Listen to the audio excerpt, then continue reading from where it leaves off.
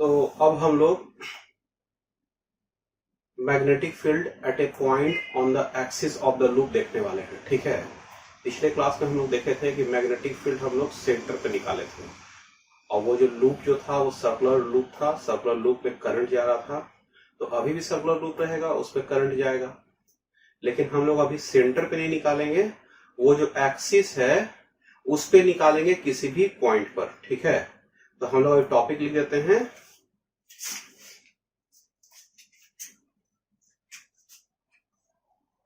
Magnetic field at A point on the axis of the loop. ठीक है,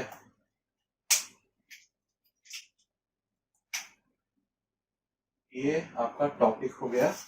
सबसे पहले हम लोग एक फिगर बनाएंगे, फिगर से हम लोग ज्यादा अच्छा से समझ में आएगा। ठीक है,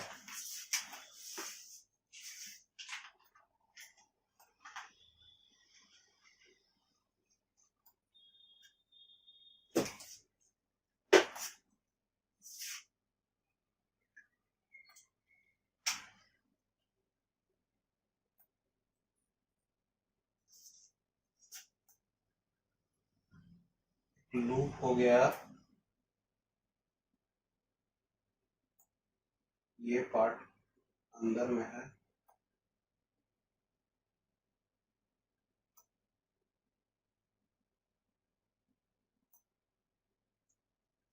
अंदर में हो गया एक पार्ट, इससे एक एक्सिस गया, ये सेंटर से जा रहा है ये एक्सिस। ठीक है, क्या है कि इस पॉइंट पे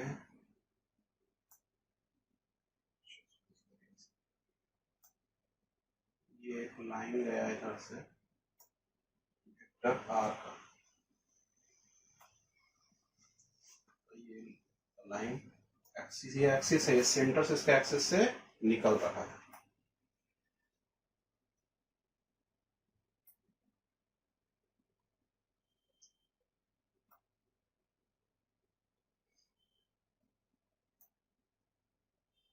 ये एक मैग्नेटिक फील्ड है, ये एक मैग्नेटिक फील्ड।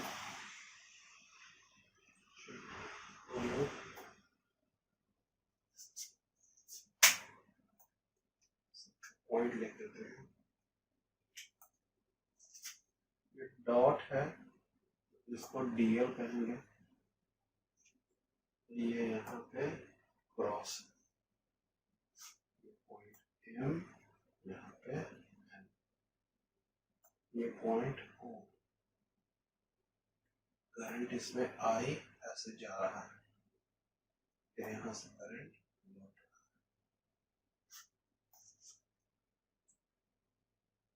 यहाँ से यहाँ तक का डिस्टेंस जो है आपका वो डी है। ये मैग्नेटिक फील्ड डीवी है, ये भी डीवी, ये एंगल थीटा। ठीक है, चलिए इस फिगर को सबसे पहले आप लोग को बनाने का। ठीक है, चलिए तो इसमें पॉइंट वाइज पॉइंट लिखना स्टार्ट करते हैं आप। In the given figure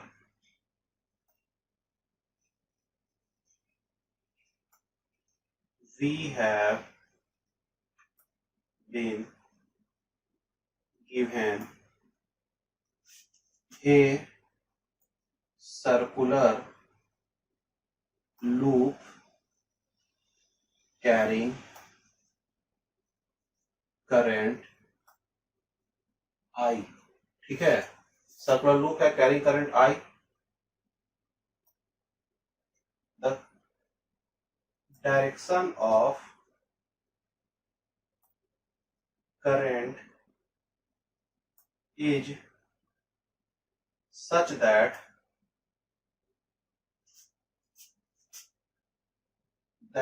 the current is coming out from M and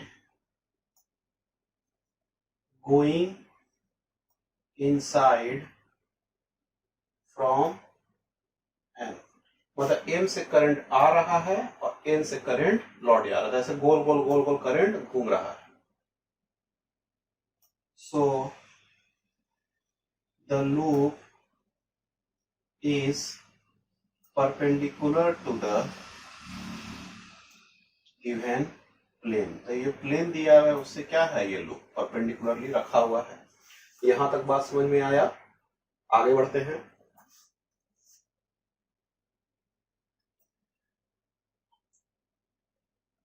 We have to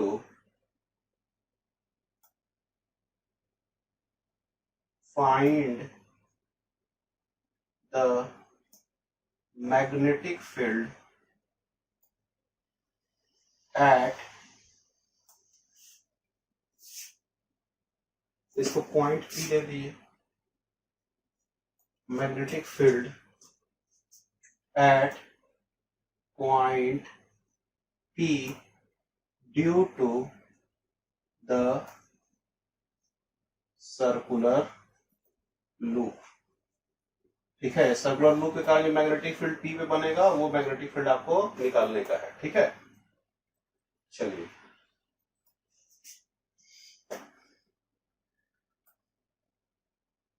circular loop whose radius is or whose center is O and radius of circle is a. Radius of circle का क्या होगा, ए होगा। ठीक है, ये बात समझ में आ रहा है? अब चलिए,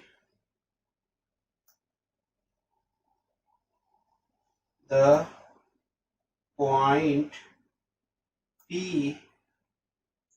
is at a distance D from center of the loop। ठीक है, सेंटर ऑफ द लूप से क्या है, डिस्टेंस D पर है इसका पॉइंट P। अब आपको क्या करने का है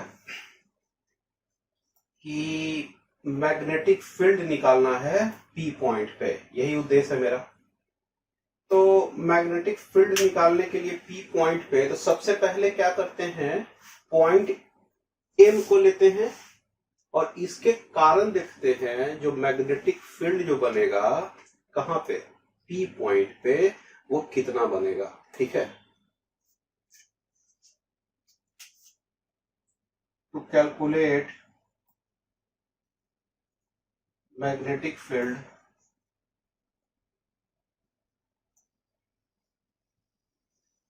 due to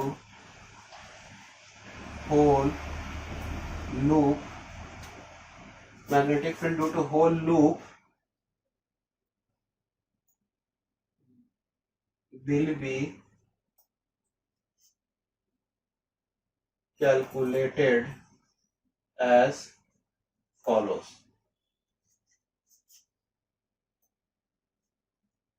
Consider a current element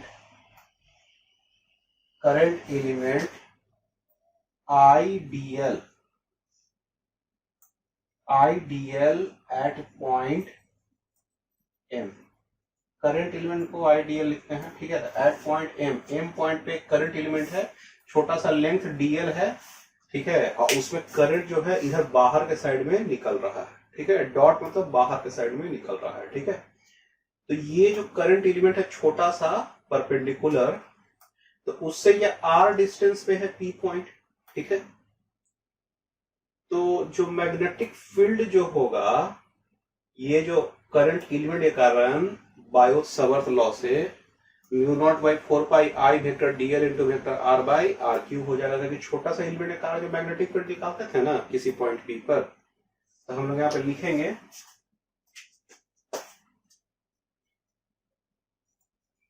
the magnetic field at P due to current element I vector dl is dB is equal to mu naught by 4 pi I vector dl into vector r by r cube. ये formula हो जाएगा P point पे M point के कारण magnetic field का value. dl के कारण हो रहा है, dB मैग्नेटिक फील्ड भी निकल रहा है आपका, ठीक है। अच्छा, अब क्या है, ये dl और r का क्रॉस प्रोडक्ट है, तो dl और r में एंगल दिखना है कितना है। तो देखिए dl तो ऐसे है और r ऐसे है, दोनों के बीच का एंगल 90 डिग्री। समझ में बात आ रहा है।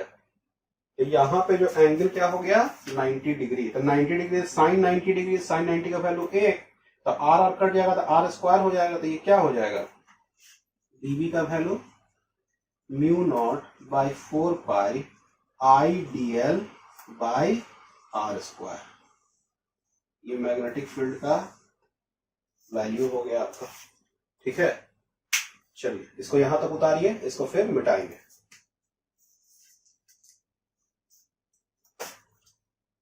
अभी देखिए, अभी क्या है मेरे पास, dB is equal to mu naught by 4 pi I dl by are square, ठीक है। यहां तक बात समझ में आ रहा है, ठीक है। तो आई dl बाई आर स्क्वायर होगा। तो बात दरअसल ये है कि ये जो छोटा सा एलिमेंट है जो r डिस्टेंस पे P पॉइंट से है, तो वो मैग्नेटिक फील्ड जो बना रहा है उसका डायरेक्शन कौन सा होगा। तो देखिए ये वाला और ये वाला एक दूसरे के परपेंडिकुलर है। ये जो dl जो वेक्टर है जो ऊपर तरफ निकल रहा है, ये परपेंडिकुलरली है, तो ये और ये तो एक दूसरे का परपेंडिकुलर है। अब ये दोनों दूसरा का परपेंडिकुलर है, जो मैग्नेटिक फील्ड आएगा ये दोनों के प्लेन के परपेंडिकुलर, यानी कि दोनों का प्लेन ये है तो इसके ये परपेंडिकुलर हुआ। समझ बात आ रहा है। और ये जो परपेंडिकुलर हुआ, ये पूरा प्लेन जो है ना, ये वाला प्लेन, उस प्लेन में ये लाई कर रहा है मैग्नेटिक फील्ड dB। तो ये जो प्लेन जो है उसके प्लेन में ये dB मैग्नेटिक फील्ड लाई कर रहा है, ठीक है। यानी कि dB किस प्लेन में है, इस प्लेन में है, यानी कि बोर्ड वाले प्लेन में है, कॉपी वाले प्लेन में है, ठीक है। तो ये dB का मैग्नेटिक फील्ड इस डायरेक्शन में आपका हो गया। तो लिखते हैं the magnetic field is in the plane perpendicular to the plane of dl vector and r vector. So magnetic field dB is in the given plane of board, ठीक है। तो इसी बोर्ड के प्लेन में ये लाई कर रहा है। अब क्या है, एक और मैग्नेटिक फील्ड निकाला जाए। तो वो मैग्नेटिक फील्ड इसे कारण निकाले थे अभी ना, अब इसके कारण मैग्नेटिक फील्ड निकाला जाए, ठीक है। तो इसके कारण मैग्नेटिक फील्ड निकालेंगे तो ये अंदर साइड में जा रहा है, करंट ऐसे निकल रहा है, ये ऐसे करंट निकल रहा है, फिर ऐसे अंदर जा रहा है, करंट निकल रहा है जा रहा है, करंट निकल रहा है जा रहा है, ठीक है। तो ये जब अंदर गया तो डीएल का डायरेक्शन अंदर, ठीक है। और हम लोग क्या करेंगे, इसका जो आर जो है ये ऐसे, तो मैग्नेटिक फील्ड का जो डायरेक्शन होगा वो ऐसा। तो ये मैग्नेटिक फील्ड का डायरेक्शन ऐसा हो गया। समझ बात आ रहा है। तो ये मैग्नेटिक फील्ड का डायरेक्शन हो गया। Similarly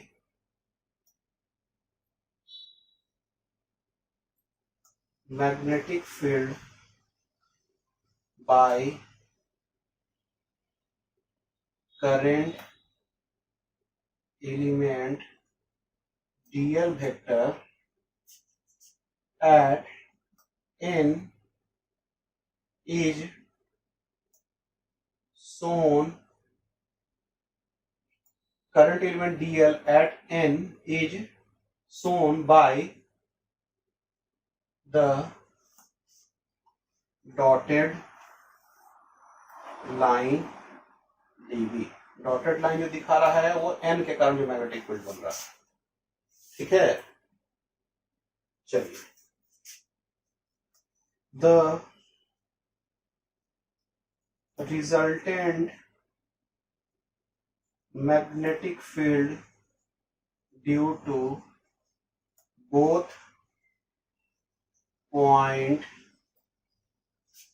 at m and n will be along the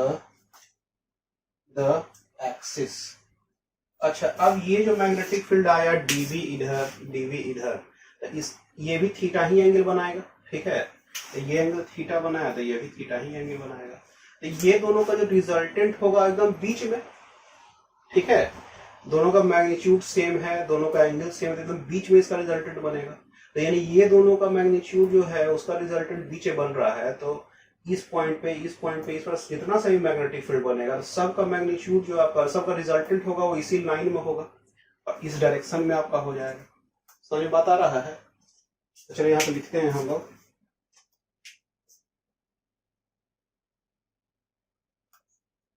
similarly magnetic field due to all the point on circular loop at P will be along the axis। वो एक्सिस के along होगा, ठीक है। समझ में बात आ रहा है? तो ये एक्सिस के अलोंग हो गया पूरे सर्कुलर लूप के कारण। तो हम लोग को अब काम क्या है कि सब तो एक्सिस के अलोंग हो गया, तो हम लोग को काम क्या है कि ये जो डीवी का जो वैल्यू जो निकाले हैं ना, ये डीवी का वैल्यू, इसको हम लोग एक्सिस के अलोंग कर देते हैं। एक्सिस के अलोंग कॉम्पोनेंट करेंगे तो डीवी कॉस थीटा हो जाएगा। अच्छा, ये जो डीवी कॉस थीटा होगा उसी को हम लोग इंटीग्रेट कर देंगे, ठीक है। डीवी कॉस थीटा को इंटीग्रेट कर देंगे पूरे सर्कुलर लूप के लिए, ठीक है। तो देखिए ये होगा कैसा, जैसे देखिए इसके कारण ऐसा बना ना, तो एक टाइप का कहिए ना कि ये पूरा छतरी टाइप का ऐसे गोल बन जाएगा, ठीक है। छतरी टाइप का गोल बन जाएगा, ठीक है। छतरी का ऊपर वाला पार्ट हो गया, ये पूरा गोल ऐसे बन गया और इसका जो पूरा का पूरा रिजल्टेंट होगा वो इस लाइन के अलोंग होगा। इस पॉइंट और इस पॉइंट के अलोंग देखा तो छतरी का ये वाला पॉइंट लाइन और ये वाला लाइन दिख रहा है, लेकिन ये सब लाइन तो हम देख नहीं पा रहे हैं। ये वाला लाइन ऐसे ऐसे कर कर पूरा बनते जाएगा और ये पूरा ऐसे गोल बनने वाला है, ठीक है। गोल मतलब थोड़ा सा तिरछा वाला गोल, ऐसे में बन के ये क्या कहेगा, चारों तरफ से इसका मैग्नेटिक फील्ड का वैल्यू है और डीवी वैल्यू है, तो उसका जो पूरा रिजल्टेंट होगा वो along axis of the loop हो जाएगा, ठीक है। चलो तो इसमें लिखते हैं, इसको मिटा देते हैं।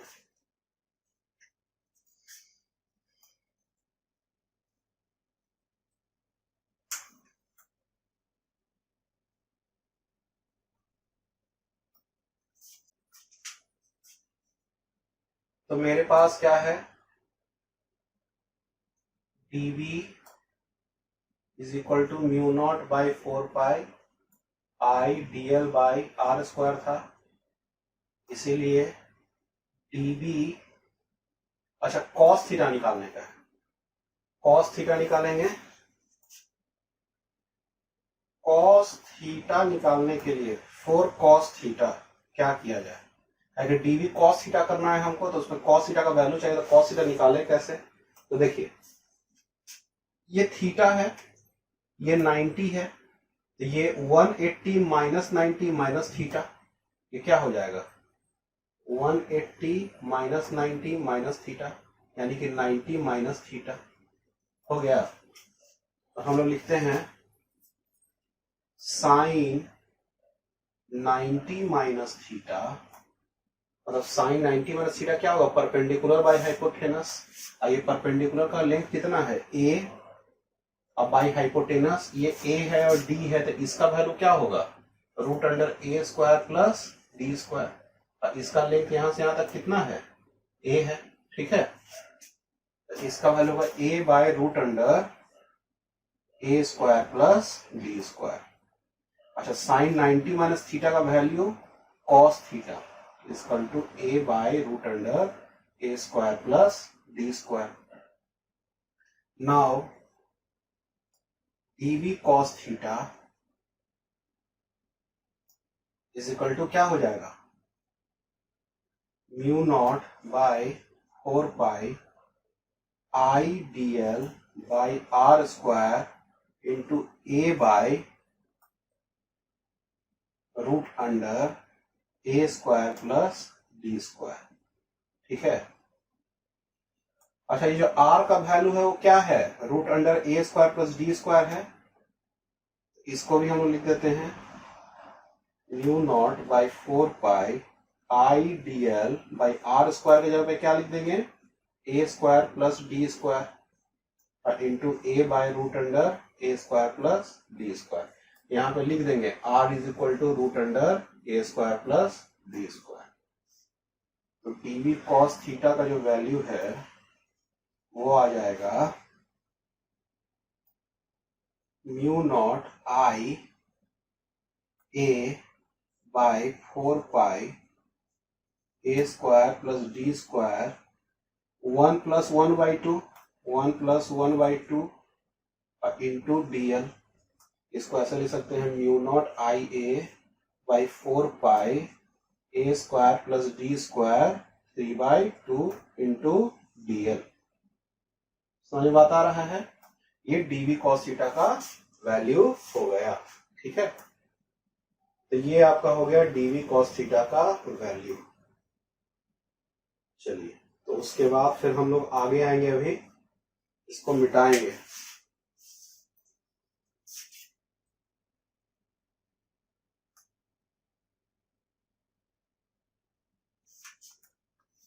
हम लिखेंगे नाउ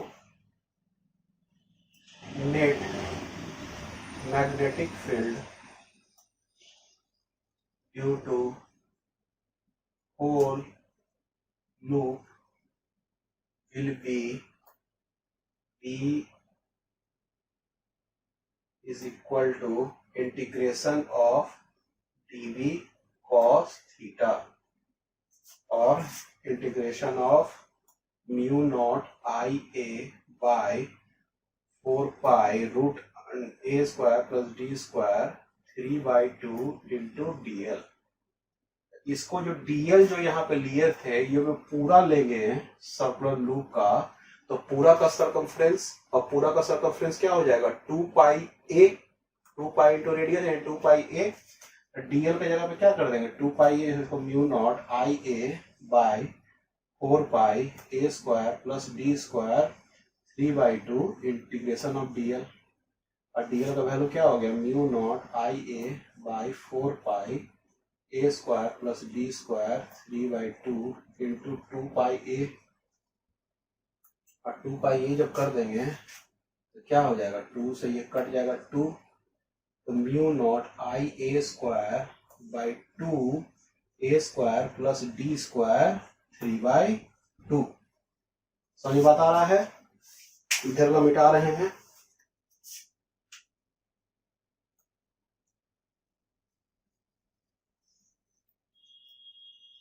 ये जो वैल्यू आ गया वो मैग्नेटिक फील्ड का वैल्यू आपका आ गया, ठीक है। चलिए इसको उतारिए, तो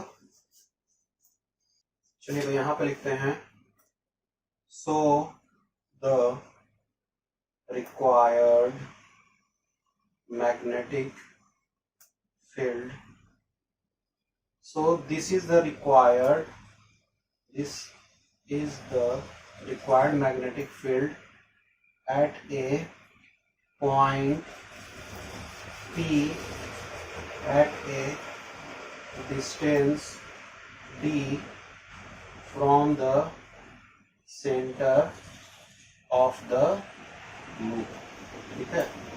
इसके नीचे इस चीज को लिख दीजिएगा। अब आगे लिखते हैं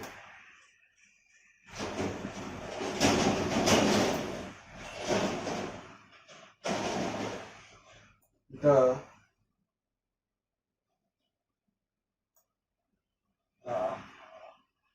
direction of magnetic field will be according to right hand thumb rule. क्या करेंगे कि करंट डायरेक्शन से करेंगे, जो अंगूठा है वो क्या बता रहा है मैग्नेटिक फील्ड का डायरेक्शन, तो उसमें मैग्नेटिक फील्ड डायरेक्शन उधर साइड में हो गया, ठीक है। तो इससे मैग्नेटिक फील्ड का डायरेक्शन आपका निकल गया, ठीक है। चलिए इसको उतारिए, इस चीज को अलग से लिख लेते हैं।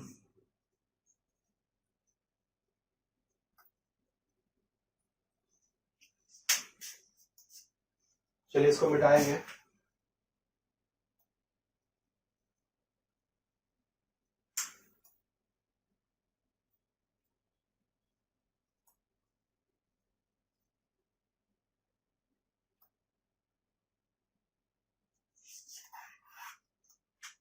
इसमें लिखते हैं if the distance d from the center of loop is very larger than the radius a of the loop, then b is very greater than a।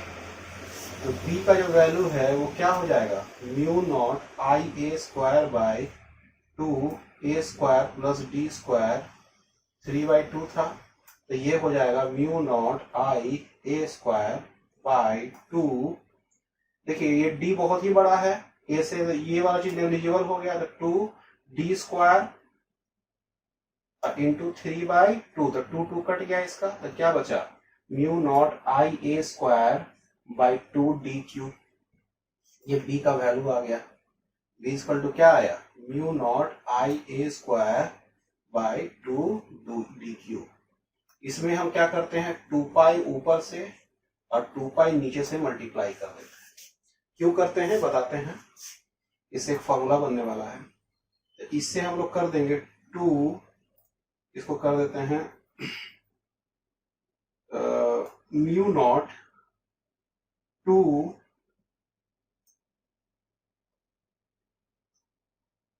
2i pi a square by 4 pi d³, ठीक है।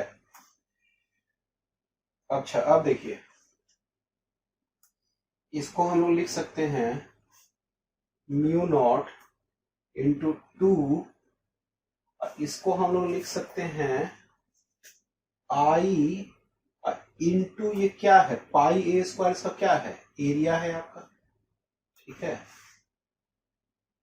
हो गया ना, आई क्या हो गया इसका area हो गया, तो इसको हम लोग लिखते हैं 4 पाई d³, ठीक है।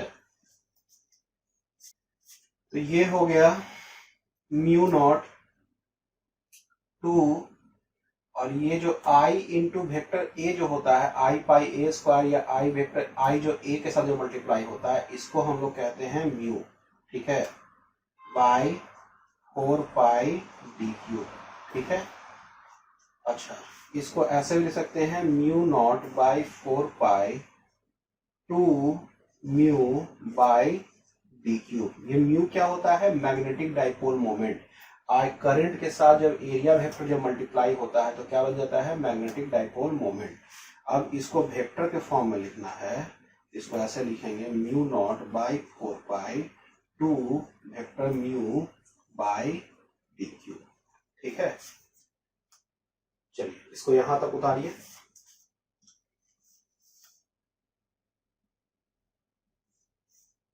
यहां पे लिखिए here mu is equal to magnetic dipole moment is equal to IA is equal to I pi a square, ठीक है। तो ये ऐसा होता है मैग्नेटिक डाइपोल मोमेंट, जैसे इलेक्ट्रिक डाइपोल मोमेंट होता है उस तरह से मैग्नेटिक डाइपोल मोमेंट होता है। और मैग्नेटिक डाइपोल मोमेंट हम लूप वाला में पढ़ चुके थे, जब लूप में जब टॉर्क लग रहा था ना, जब मैग्नेटिक फील्ड पढ़े थे तो वहां पे हम लिखे थे I vector a is equal to mu, तो वहां पे याद कीजिए, तो वही वाला म्यू का वैल्यू हम लोग यहाँ पे लिख दिए हैं। ठीक है, तो ये वाला जो म्यू लिख दिए, और ये म्यू का जो डायरेक्शन होगा वो आपका क्या होगा, मैग्नेटिक फील्ड के डायरेक्शन के ही जैसा, कभी इसका डायरेक्शन और इसका डायरेक्शन सेम होना चाहिए कि यहाँ पे भी एक ही वेक्टर, यहाँ पर भी एक ही वेक्टर। ठीक है, तो ये जो आपका हो गया मैग्नेटिक डायपोल मोमेंट का डायरेक्शन हो गया। ठीक है, चलिए इसको उतारिए पूरा। अभी देखिए हम लोग क्या करेंगे ना कि मैग्नेटिक फील्ड लाइन बनाना स्टार्ट करेंगे एक सर्कुलर लूप के कारण। देखिए मैग्नेटिक फील्ड जो लाइन जो आपका है, मैग्नेटिक फील्ड लाइन क्या होता था कि ऐसा लाइन जिससे टेंजेंट बनाए तो मैग्नेटिक फील्ड का डायरेक्शन पता चल जाए हमको वहां पर। तो यहाँ पे जो मैग्नेटिक फील्ड लाइन वो चीज होता था जैसे इलेक्ट्रिक फील्ड लाइन होता था। तो मैग्नेटिक फील्ड लाइन हमको सर्कुलर लूप का बनाना है, और एक्सिस का मैग्नेटिक फील्ड लाइन मान लिया कि एक्सिस से बाहर वाला के बाहर में हमको मैग्नेटिक फील्ड लाइन बनाने का है। तो वहां पे मैग्नेटिक फील्ड लाइन हम कैसे बनाएं, तो वो हमको कैलकुलेट करना थोड़ा सा मुश्किल होगा, लेकिन हम आपको क्या करेंगे एक फिगर बना कर देंगे अभी। ठीक है, और वो फिगर से आपको क्या है कि एक तरह से अंदाजा लग जाएगा कि मैग्नेटिक फील्ड लाइन कैसा होता है किसी भी सर्कुलर लूप जिसमें करंट जा रहा हो उसमें। ठीक है, तो आदि सर्कुलर लूप है जिसमें करंट जा रहा है, तो उसके कारण जो अगल बगल वाला जो रीजन होगा वहां पे मैग्नेटिक फील्ड लाइन कैसा बनेगा उसको एक फिगर के रूप में आपको समझाने का हम कोशिश अभी करेंगे। ठीक है, अब वहां पे आपको किसी भी पॉइंट में मैग्नेटिक फील्ड आपको निकालना है तो उस मैग्नेटिक फील्ड लाइन से आपको टेंजेंट बनाना पड़ेगा, तो उससे हम लोग का क्या निकल जाएगा, मैग्नेटिक फील्ड का डायरेक्शन निकल जाएगा उस पॉइंट पर। ठीक है, तो चलिए मैग्नेटिक फील्ड लाइन का हम लोग एक फिगर बनाते हैं। तो यहां पे लिख देते हैं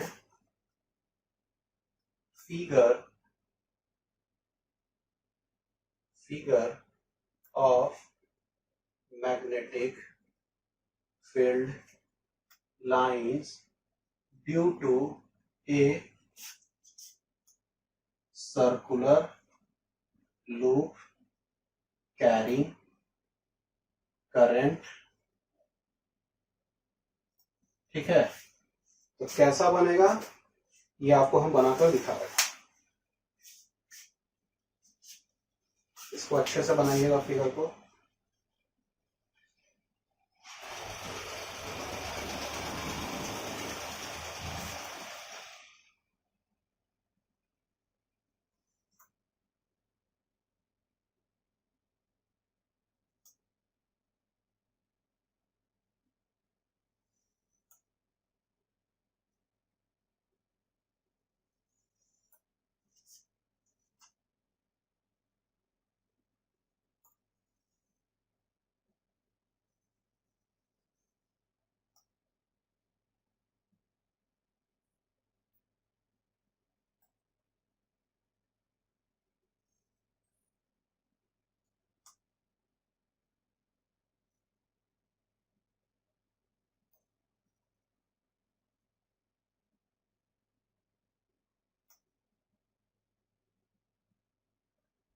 ये जितना है सब लाइन अंदर से जा रहा है, इसका पास कर रहा है। ठीक है,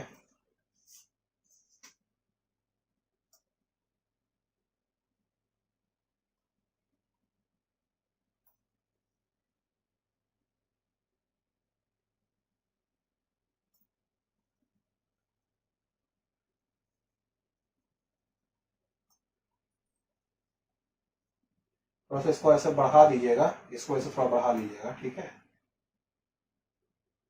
पूरा ऐसा है। ठीक है,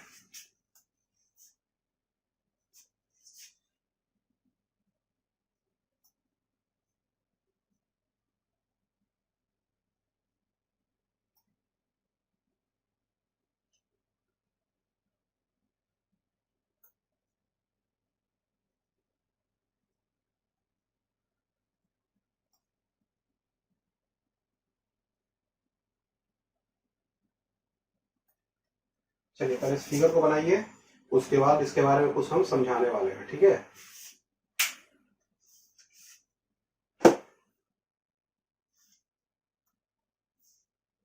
देखिए ये जो मैग्नेटिक फील्ड लाइंस आपका जो है, इसमें जो ये लूप है इसका करंट डायरेक्शन नहीं दिया हुआ है, ठीक है। तो ये मैग्नेटिक फील्ड का लाइंस आप बना लीजिए। मैग्नेटिक फील्ड का जो लाइंस है वो डिपेंड करेगा कि करंट का डायरेक्शन किधर साइड में है, ठीक है। करंट का डायरेक्शन जिधर साइड में होगा उस अनुसार से ये मैग्नेटिक फील्ड का लाइन का जो है आपका डायरेक्शन होगा, ठीक है। ये जो एरो डायरेक्शन होगा वो डिपेंड करेगा कि इसमें लूप में करंट का डायरेक्शन किधर साइड में आपका है, ठीक है।